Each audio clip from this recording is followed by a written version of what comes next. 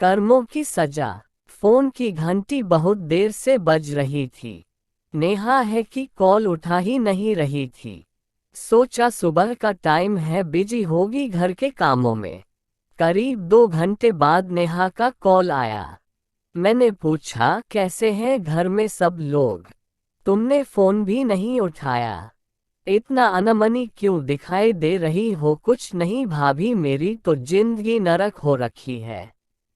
एक चीज से पीछे छुड़ा नहीं पाती, तब तक कुछ न कुछ दूसरा लग ही जाता है। अरे क्या हुआ, कुछ बताओगी भी, मैंने चिंता से पूछा। कुछ नहीं भाभी, मेरी सास को अपने कर्मों का फल मिल रहा है। उन्हें कोरोना हो गया है, जो दूसरों को सताता है न, उन्हें ईश्वर ऐसा ही फल देता है। भगवान के यहाँ देर है अंधेर नहीं। वो बहुत ही ज्यादा परेशान थी, सो अनाप-शनाप कुछ भी बोले जा रही थी। नेहा मेरी एकलौती नंद है, जो बहुत ही नाज नखरों से पली है। उसने मायके में कभी किसी परेशानी का सामना नहीं किया, इसलिए कोई छोटी सी परेशानी भी उसे बहुत ही बेचैन कर देती है। जबकि उसे कई बार माँ और मैं दोनों ही समझा चुके हैं कि घर गृहस्थी में ये सब लगा रहता है, और हम औरतों को न चाहते हुए भी बहुत सारी बातों में परिवार के सुख शांति बनी रहे, ये सोचकर समझौता करना पड़ता है।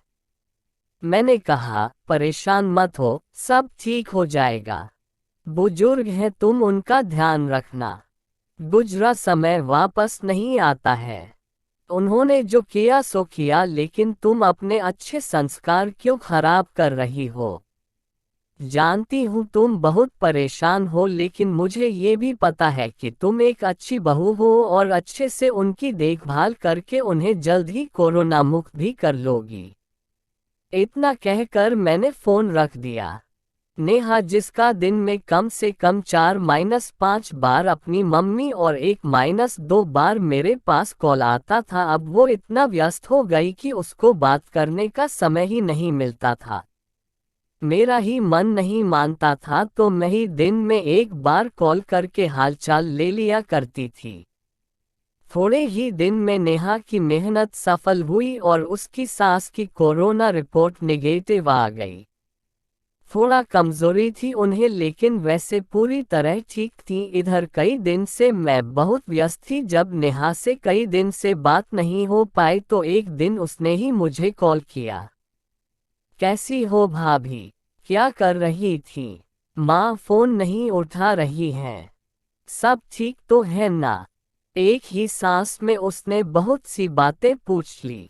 अब मुझसे नहीं रहा गया। अब मैंने उसे जो बात बोली उसे सुनकर के फोन लिए स्तब्ध खड़ी रह गई। उसके मुंह से कोई शब्द ना निकला। बोलो ना भाभी, कुछ बताती क्यों नहीं, मुझे बहुत चिंता हो रही है। बहुत ही उतावलेपन से पूछ रही थी वो। मैंने कहा हाँ नेहा, सब ठीक है, बस तुम्हारे मम्मी पापा और भैया को उनके कर्मों की सजा मिली है।